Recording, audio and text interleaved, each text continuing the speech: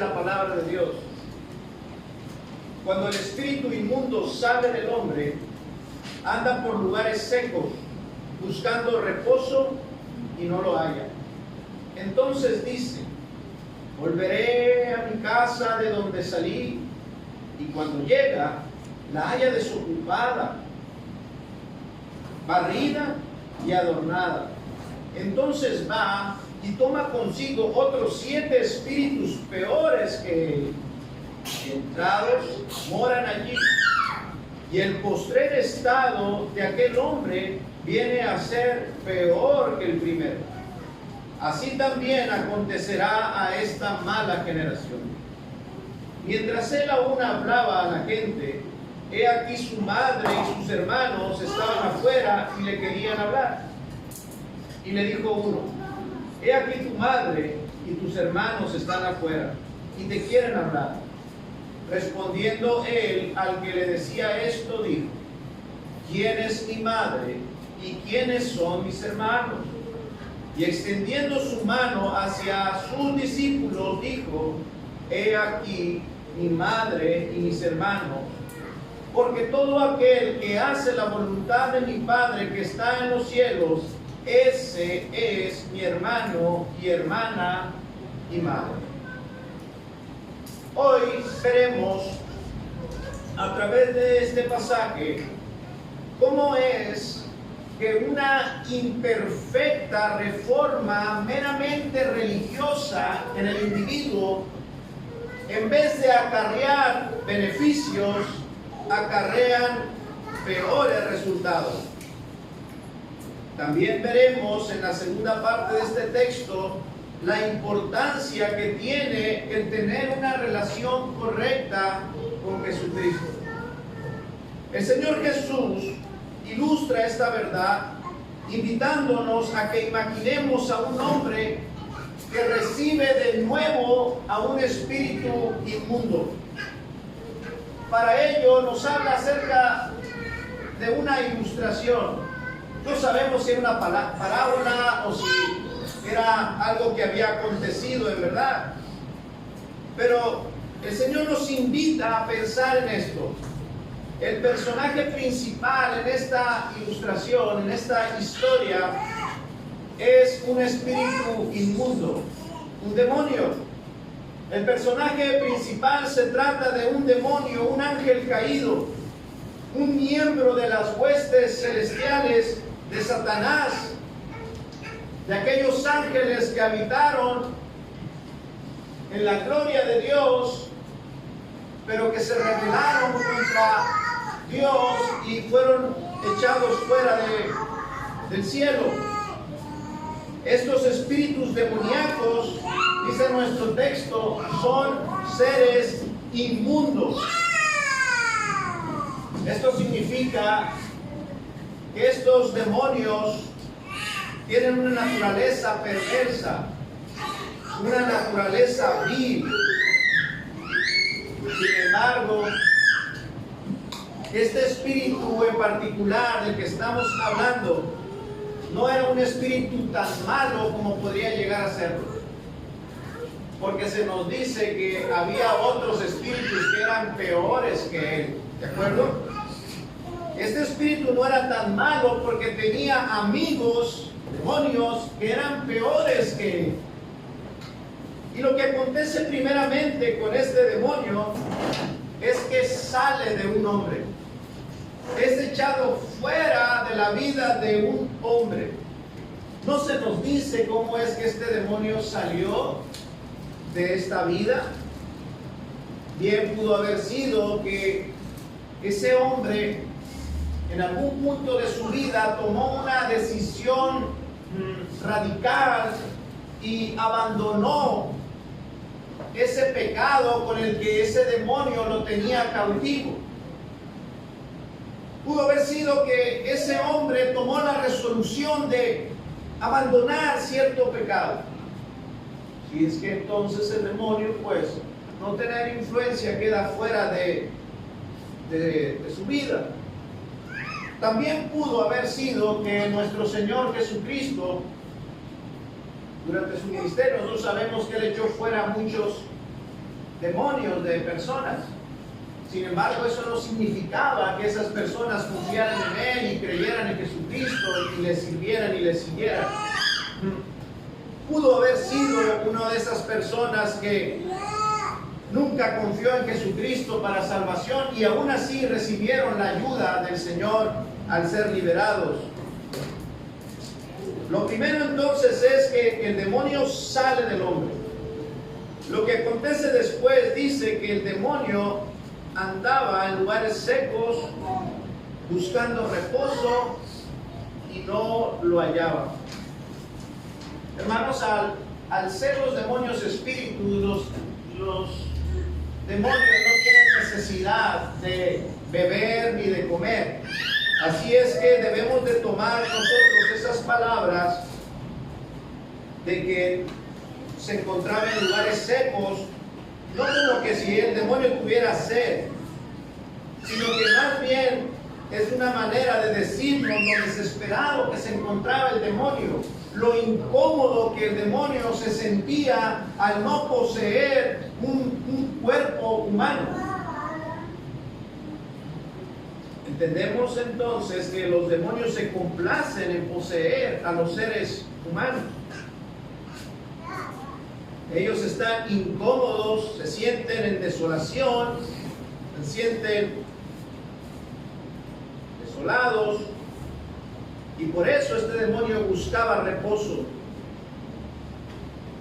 De hecho, según las Escrituras, si un demonio no le es posible poseer a un hombre, prefieren poseer a un animal, el cuerpo de un animal, antes de estar pagando solos en ese reino espiritual de Satanás. Sin cuerpo, los demonios no pueden expresar de la misma manera su naturaleza maligna.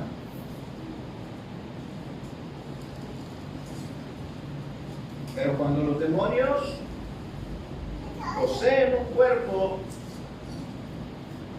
están en la vida de un hombre o de una mujer, entonces ellos pueden ejercer esa influencia maligna de su propia naturaleza e influir, aliarse con la naturaleza caída del hombre y expresar su maldad,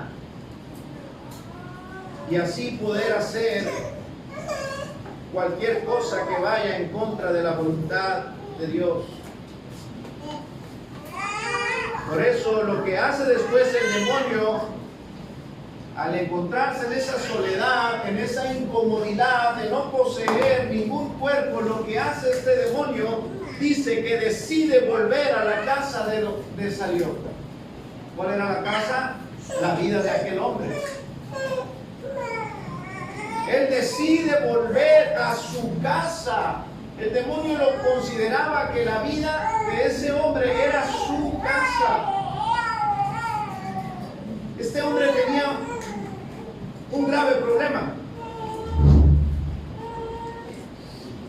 Había un demonio, alguna vez lo pudo echar fuera por alguna fuerte resolución o ayuda del Señor, pero ahora ese demonio reclama lo que es suyo y dice: volveré a mi casa.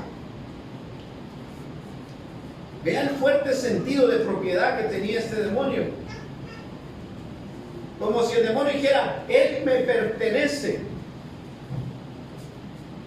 así es que yo puedo volver a él fácilmente cuando yo quiera. Tanta era la osadía de este demonio, dice que invitó a otros amigos demonios, invita a otros 7 espíritus peores que él para ir y morar en lo que el demonio consideraba su casa.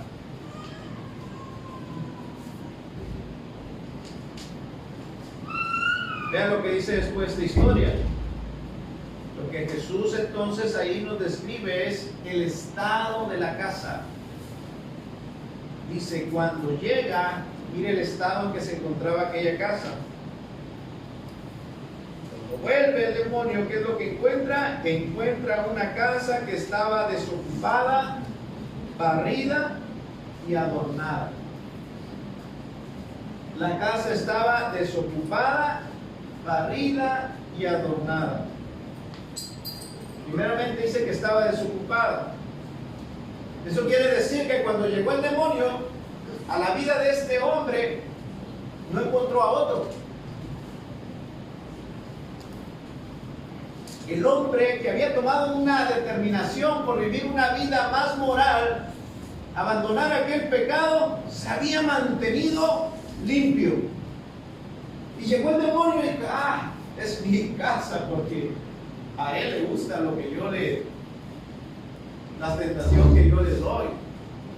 Y ningún otro demonio ha venido a habitar ahí. Estaba la casa desocupada. Y luego dice, estaba barrida y adornada. Eso significa que la vida de ese hombre estaba limpia, estaba de buena apariencia. Cuando regresa el demonio, dice, ¡wow! ¡Qué vida tan ordenada! ¡Qué vida tan limpia! Pero el demonio es ¿qué? Inmundo. El demonio es inmundo. Y llega y ve la vida de esta persona, y lo que encuentra el demonio es que esa persona se había reformado. Se reformó. Había podido esa persona hacer una reforma moral en su vida. Esa resolución de abandonar ese estilo de vida pecaminoso había logrado que cuando se viera ese hombre, se viera como una casa limpia y adornada.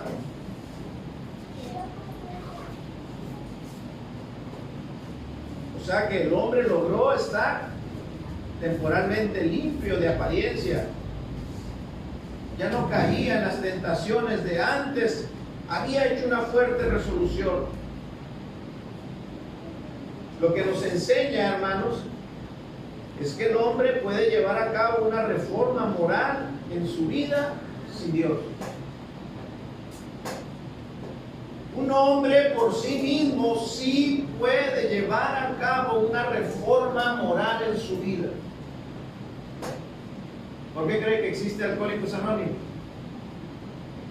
Pero no es necesario Alcohólicos Anónimos. Una persona con una fuerte determinación puede llegar a hacer una reforma moral, abandonar ciertos pecados,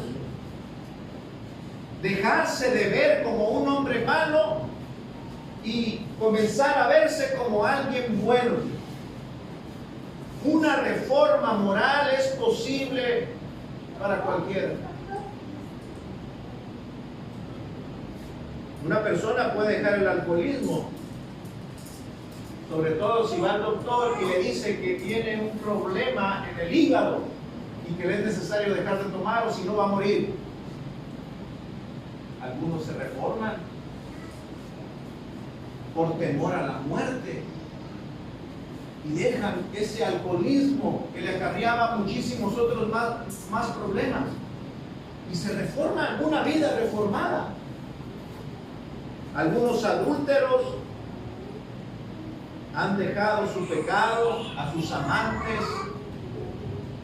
porque fueron descubiertos y tuvieron temor de perder a su esposa y a sus hijos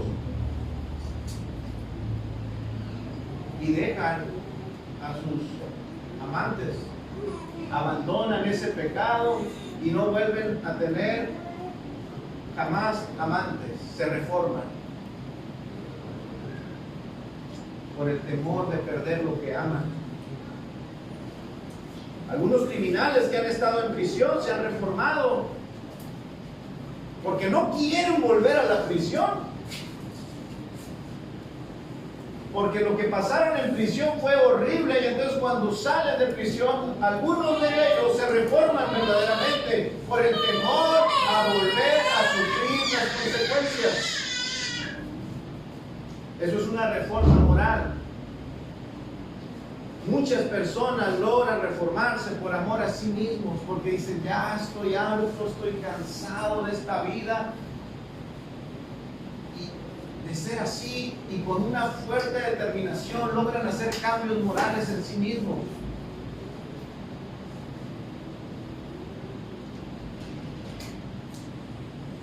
O por amor a la esposa o a los hijos, cambian, se limpian. Pero esa limpieza de sí mismo, por profunda y extensa, o sea, es decir, aunque sea aparentemente por muchos años, han logrado vivir así. Por profunda y extensa, nunca es permanente.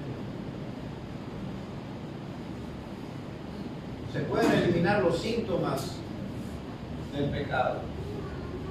Se pueden eliminar las consecuencias del pecado, es decir, las consecuencias de esta vida del pecado se pueden eliminar. Si dejas de tomar, tu salud va a mejorar. Se pueden eliminar las consecuencias del pecado. Si dejas de robar, ya no vas a estar expuesto a que la ley te lleve a la cárcel.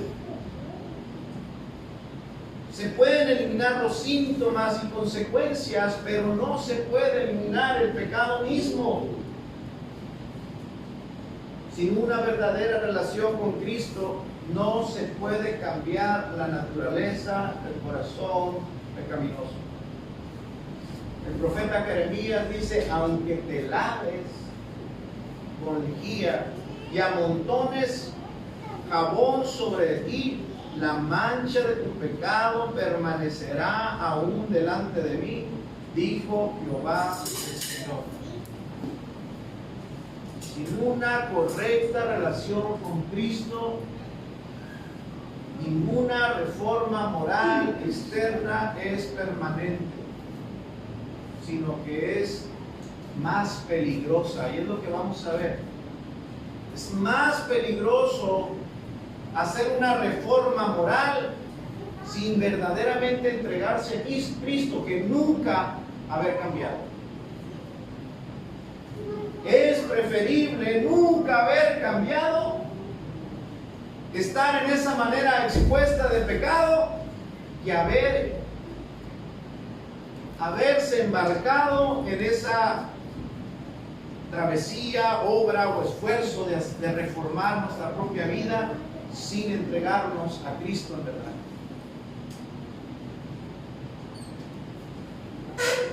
Una persona que se cree religiosa y reformada, pero es autosuficiente, es decir, no necesita de Cristo ni de sus medios de gracia, no necesita de Cristo ni de su iglesia, se cree autosuficiente para mantenerse entre los cristianos reformados, esa persona aún continúa bajo condenación. Puede que esa persona ya no tenga sentimientos de culpa porque ha reformado su vida, ha abandonado, ya no es un incrédulo de cómo se comportan los incrédulos, ahora se comporta como un religioso, y él mismo considera que su casa está limpia y ordenada, y entonces ya no tiene sentimientos de culpa. Su autosuficiencia lo ha cegado. Su moralidad externa no le permitía ver a este hombre de esta historia, de esta ilustración, la verdadera condición en la que estaba su casa. La religiosidad mantiene satisfechos a los hombres porque ven su casa limpia, la ven vacía. Ahora ellos tienen el control, lograron vencer esas tentaciones, esos pecados manifiestos, escandalosos. Lograron con esa fuerte determinación mantenerse apartados de esas cosas. Y Dicen, ya no, la casa está vacía, ya no tengo más enemigos o opresores, cuando no se dan cuenta que ahora son esclavos de su propia religiosidad. Porque donde no vive Cristo, hay lugar para los demonios. Porque la vida donde no está Cristo, ahí los demonios tienen libertad para morar. Así es que si Cristo no está en el corazón de un hombre, los demonios pueden venir con libertad.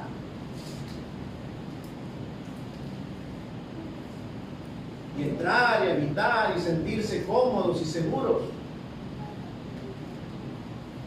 El peligro de una vida reformada moralmente es que tales personas no pueden ver la presencia del dominio del pecado y de Satanás en sus vidas. Es mejor que nunca se hubiesen reformado, porque ahora ven su casa limpia y no hay remordimientos, no hay deseos de venir a Cristo, no hay desesperación, no hay hambre y sed de justicia, no hay pobreza de espíritu, hay soberbia, hay altivez. Pero aquí el Señor nos da una advertencia. Nos dice que el postrer estado de aquel hombre viene a ser peor que el primero. Pero él no lo sabe. Él no lo sabe. Él cree que está mejor ahora, cuando la verdad es que está peor.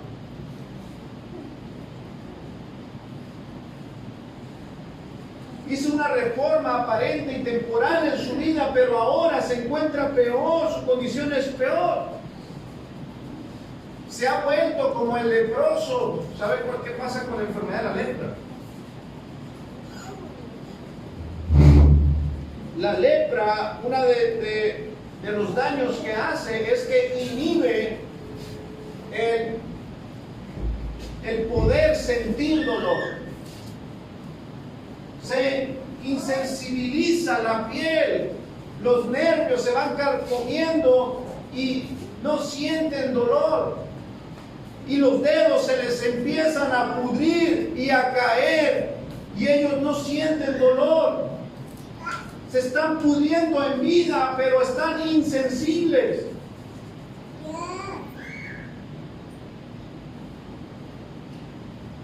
El postrer estado de este hombre fue peor que el primero. Limpió su casa y Cristo no habitó en él. Ahora su casa está limpia, pero no siente la urgencia ni la necesidad de rendirse verdaderamente a Cristo, porque él cree que lo ha logrado.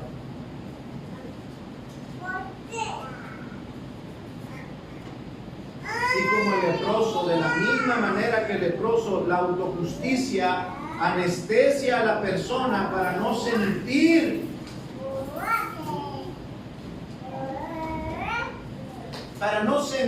el daño y la corrupción del pecado. El hombre que se autojustifica a sí mismo, que siempre se autojustifica así sus acciones, su manera de vivir, siempre tiene una razón justa por el cual vivir de esa manera y cree que está bien así. Cree que su casa está limpia. Pero la verdad es que su alma se está pudriendo. El pecado está pudriendo su alma. Por eso el postrer estado es peor. Los religiosos vestidos de moralidad son los peores.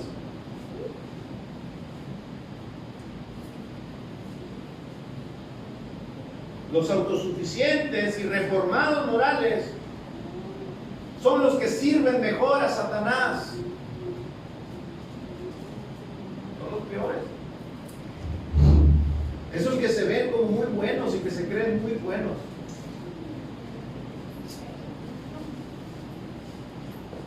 Son los peores. ¿Quién crucificó a Cristo? ¿Qué tipos de personas crucificaron a Cristo?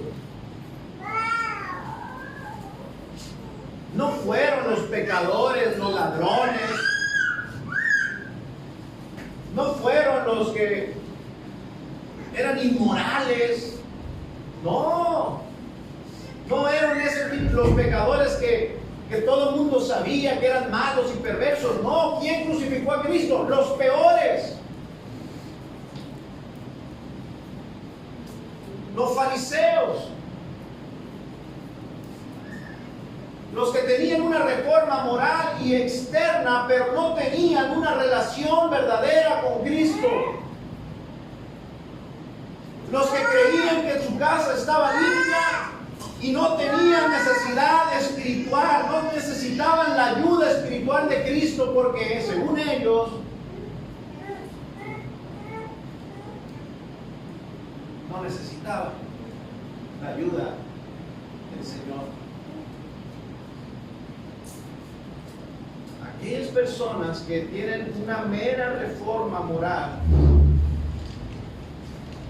sirven mejor a Satanás.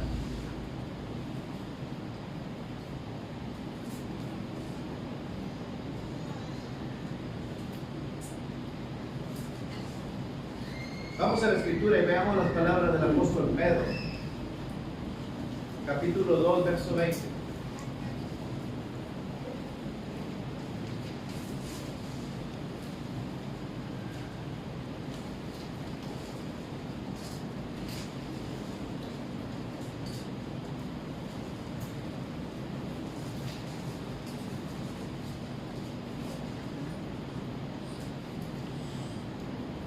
Pedro, capítulo 2, verso 20, dice: ciertamente, si habiéndose ellos escapado de las contaminaciones del mundo por el conocimiento del Señor y Salvador Jesucristo, enredándose otra vez en ellas, son vencidos, su postrer estado viene a ser peor que el primero, porque mejor les hubiera sido no haber conocido el camino de justicia, que después de haberlo conocido, volverse atrás del santo mandamiento que les fue dado.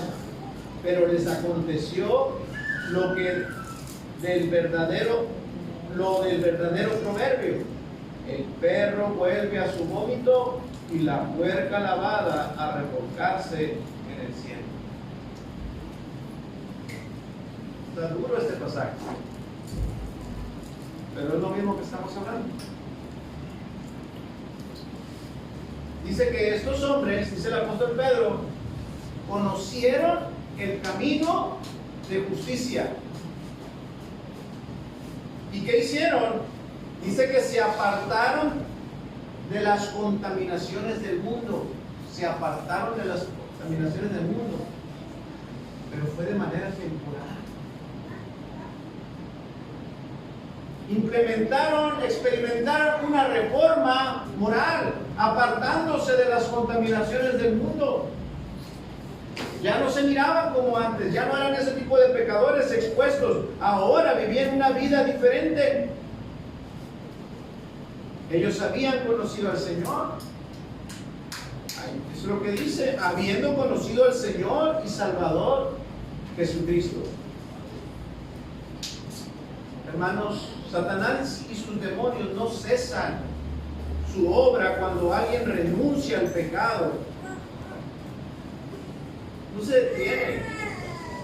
Cuando alguien toma una fuerte determinación de vivir una vida diferente, Satanás no cesa su insistencia, es insistente en su obra de maldad en contra nuestra y en contra de Cristo. Ellos van a buscar, los demonios van a buscar por todos los medios enredar al hombre de nuevo en esa corrupción inmoral. Puede acontecer que traiga, como dice el pasaje, otros peores, que para enredarnos, ¿sabe qué? Lo que estamos hablando es que el peor estado es la autojustificación. Hay ejemplos, quiero hablar de 2 ejemplos y aplicar esto a 2 ejemplos donde podemos ver reflejados esta verdad. El primer ejemplo que quiero hablar es el ejemplo presente de las iglesias cristianas protestantes. El ejemplo de las iglesias cristianas protestantes, lo voy a hablar de manera general, no particular. Las iglesias protestantes fueron sacadas de las espesas tinieblas del paganismo. En eso se había convertido la iglesia, en una iglesia pagana. Pero el evangelio resplandeció en aquellos días. Y hubo entonces una iglesia que comenzó a proclamar a Jesucristo como el único y suficiente Salvador. En medio de las tinieblas se vio gran luz. Surgen las iglesias protestantes.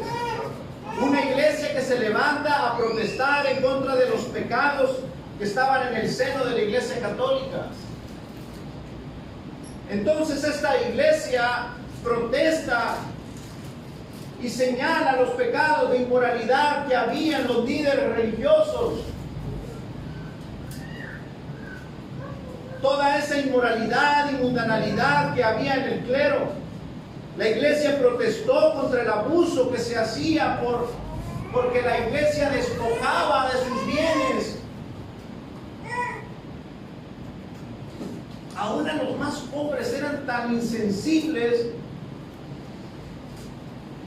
que por medio del temor despojaban de sus posesiones a los hombres. Y la iglesia se enriquecía y se hacía cada vez más poderosa. Y la iglesia protestante por eso se llama protestante, porque protestó contra todos esos males. Protestamos contra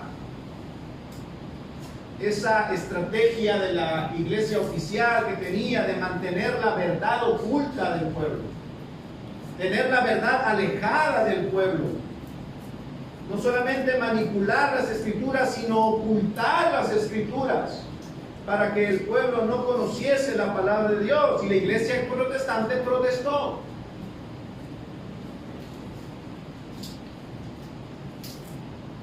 Hubo una reforma. La iglesia cambió.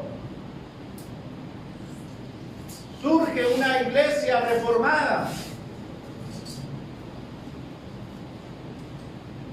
que exalta las escrituras, que predica el evangelio. Pero es de temerse que el postrer estado ahora de muchas iglesias protestantes es peor que el primero. En muchas ese espíritu maligno ha regresado a su hogar.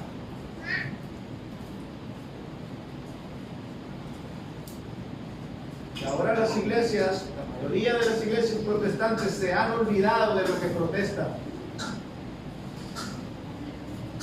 Hoy es en las iglesias protestantes donde se ven las herejías más ridículas, obscenas,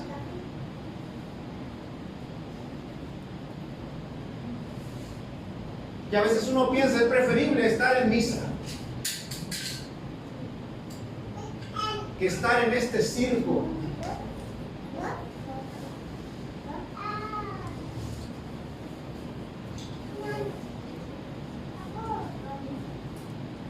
Hoy se escucha que tú puedes meter a alguien al cielo a punta de dólares.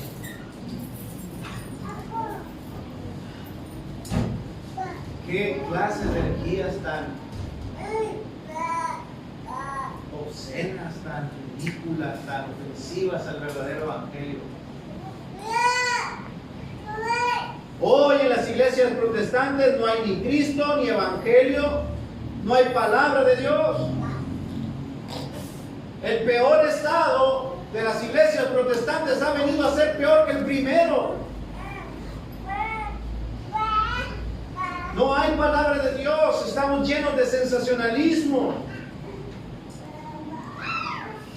¿Qué diremos de la inmoralidad y la mundanalidad de la cual nos quejábamos que había en la Iglesia Católica Romana? Cuando ahora esas cosas que señalábamos están en el seno de nuestro propio hogar, y aún peor, una inmoralidad y mundanalidad que es exaltada y promovida abiertamente por los líderes de iglesias protestantes. El amor a las riquezas,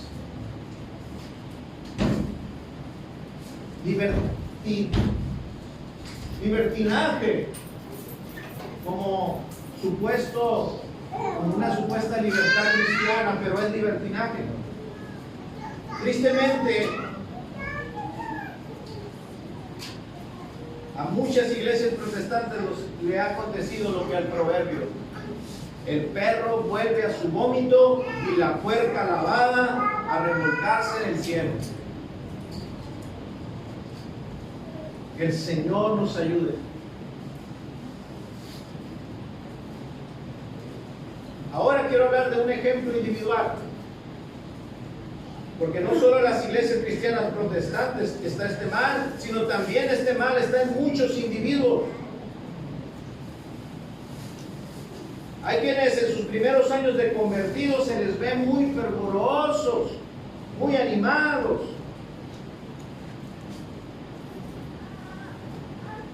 Verdaderamente se les mira muy convencidos y entregados. Se puede ver que en aquellos primeros años ocurrió una reforma.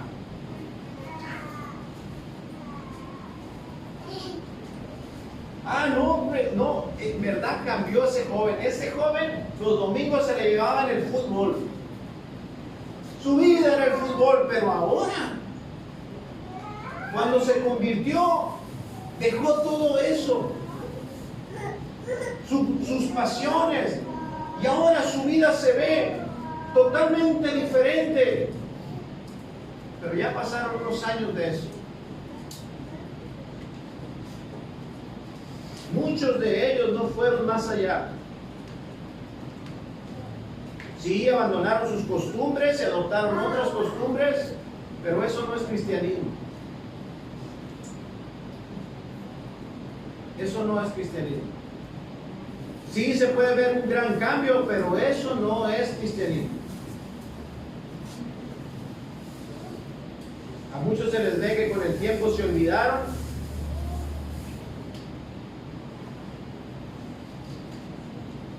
Se les olvidó en qué consiste básicamente una religión verdadera. La verdadera religión consiste, hermanos, en tener una verdadera relación con Cristo.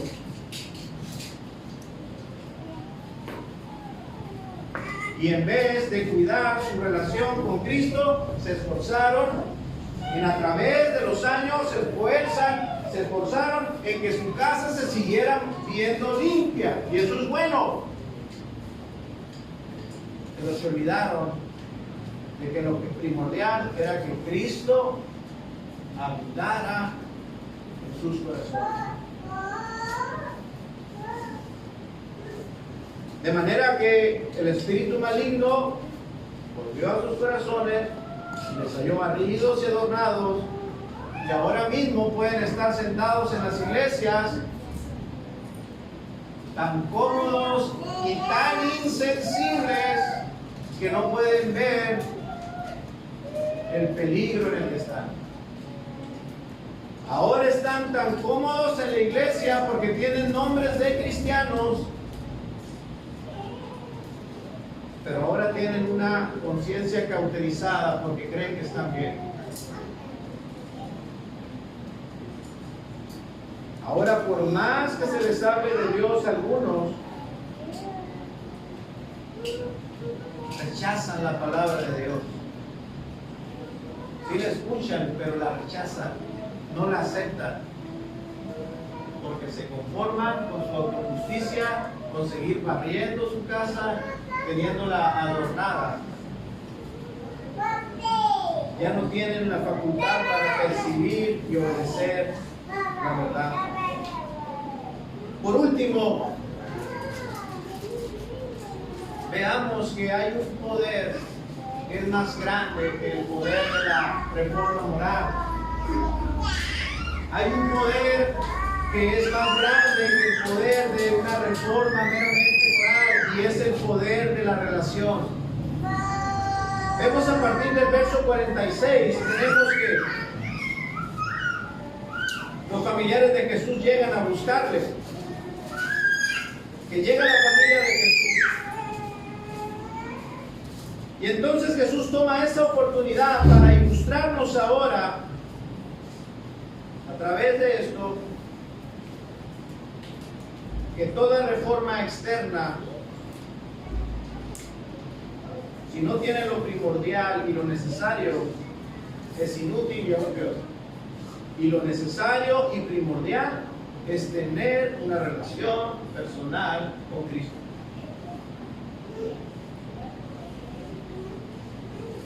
Si algo ha de aprender en esta mañana, hermanos, es que reforma no es salvación. No esté contento ni satisfecho por decir que viene usted a una iglesia bautista reformada. Reforma no es salvación para ninguno. Reforma no es sinónimo de regeneración. Una reforma de vida no es sinónimo de redención. Cristo es sinónimo de salvación. Cristo es sinónimo de regeneración y de redención. Usted y yo necesitamos a Cristo. Necesitamos tener una verdadera relación con Cristo.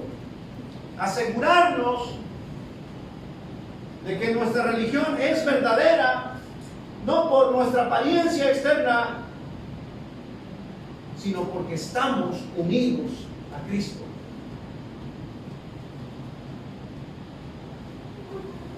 Hermanos, ruego al Señor que Él pueda decir de nosotros: he aquí mi madre y mis hermanos. Eso es lo que importa. Lo que Cristo dice de nosotros.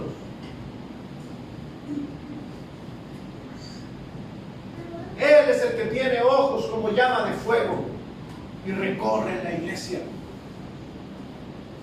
y lo ve todo y lo sabe todo. Que Cristo diga de nosotros: estos son mis hermanos, estos son mi familia. Qué palabras tan hermosas y tan llenas de bondad, hermano. Que Jesús estima a los creyentes como su familia, como sus parientes. A los creyentes, a los que creen, no a los que andan con vestiduras, dando una apariencia aquí y allá. No, a los creyentes, a los que andan cerca de Jesús. Jesús se dirigió a sus discípulos y les dijo: he aquí mi madre y mis hermanos. Ellos.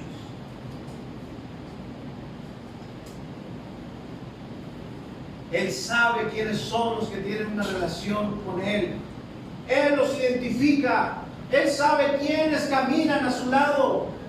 Él sabe quién le obedece. Él sabe quién tiene oídos y deseos de oír y obedecerle. Él lo sabe. Él sabe quién tiene esa relación con Él. Que Él diga esas palabras: he aquí mi madre y mis hermanos. Qué hermosas palabras. Eso es lo que importa. No importa qué diga la gente. No importa qué digan otras iglesias de nuestra iglesia, qué digan otros cristianos de nosotros. Lo que importa es lo que Cristo dice de nosotros.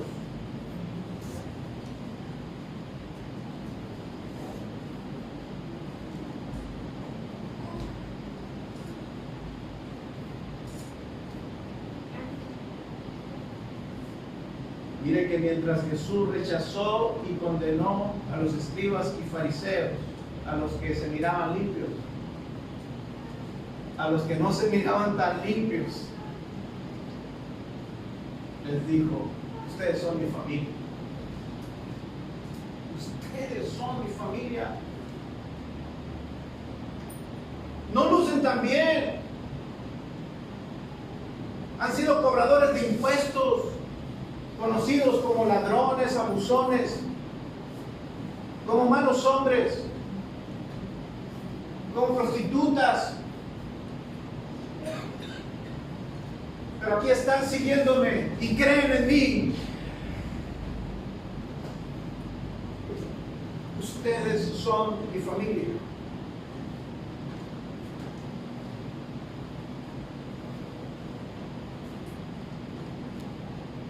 Pero ¿por qué te acercas a esa mujer que es samaritana, Jesús?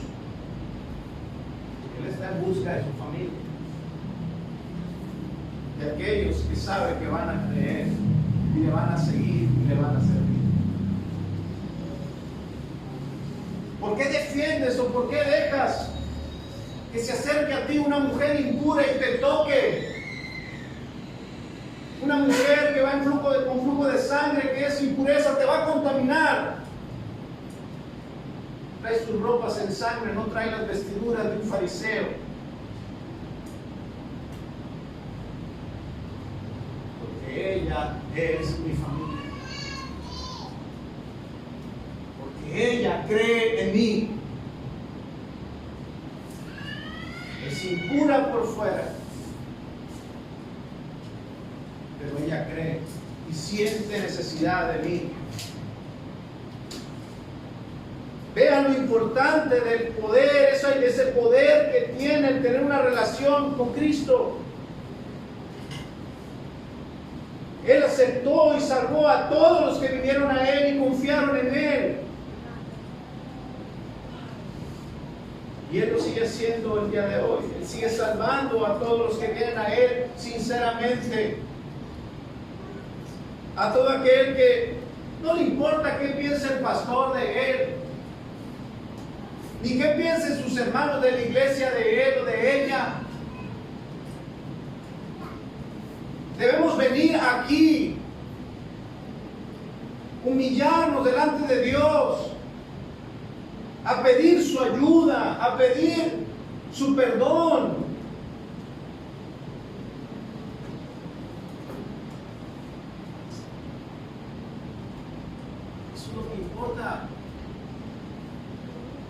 No mantener las apariencias. Hay voluntad en Cristo para recibir a los pecadores.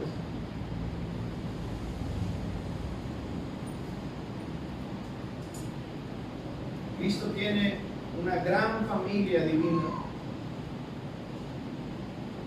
Una familia que ama, que cuida, que protege. Pero no todos son familia de Cristo.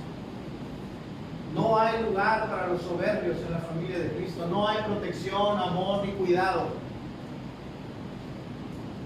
para los que no están en Cristo. Están expuestos al poder de Satanás.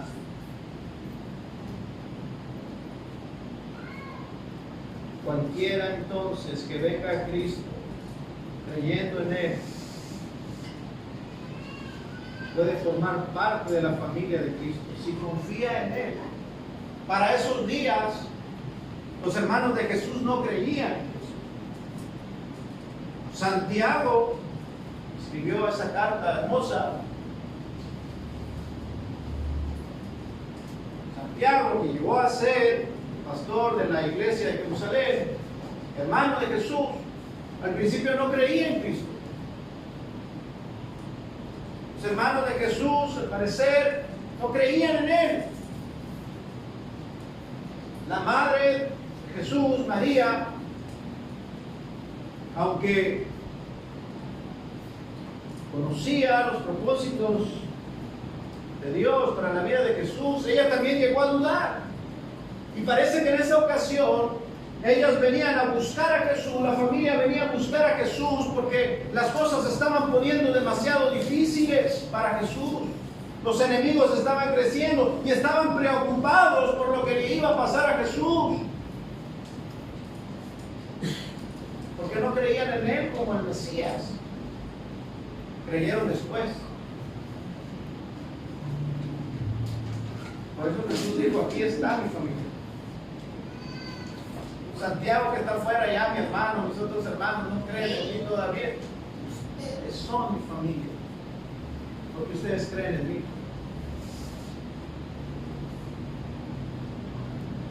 Así es que no es suficiente tener el nombre de que pertenecemos a Cristo. Santiago puede decir, soy hermano de Jesús. Soy de la familia de Jesús. Pero cuando era incrédulo, Jesús dijo, no somos nada. Realmente no somos nada. Estamos separados, no forman parte de mi familia. No es suficiente tener el nombre de cristiano, de que pertenecemos a la familia de Dios. Que aparentemos ser cristianos porque hemos tenido una reforma moral. No. Necesitamos tener una verdadera relación con Cristo. Necesitamos preocuparnos más por nuestra relación con Cristo que porque nuestra casa se vea muy limpia y ordenada a la vista de los demás. Primero lo primero y lo demás vendrá después. Porque la verdadera reforma es la que hace el Señor. Es el nuevo nacimiento. Es el cambio de adentro hacia afuera. Esa es la verdadera reforma. Aquella reforma que hace el Señor cuando es Él el que limpia la casa y no nosotros. Cuando es Él el que ordena nuestra vida y nuestros pasos y no nosotros. Cuando es su poder y no nuestras fuerzas. Así es que invitemos siempre primero al Señor a nuestra casa y que sea Él en nosotros para asegurarnos entonces de que toda obra que hagamos glorifique, enaltezca y testifique a nuestro Señor Jesucristo. La única relación verdadera con Cristo es esa relación que persevera en la fe de que Cristo es nuestra justicia y nuestra salvación. Hermano, pero ¿por qué no cambias? Si quiero cambiar. Pero a pesar de eso, lo ruego y confío en que Cristo es mi justicia y mi salvación. Y que Él hará su propósito en mí, que Él es mi redención, que Él pagó por mis pecados. El Señor, hermanos, bendiga su palabra y su ayuda. Oremos, hermanos. Padre, te damos gracias.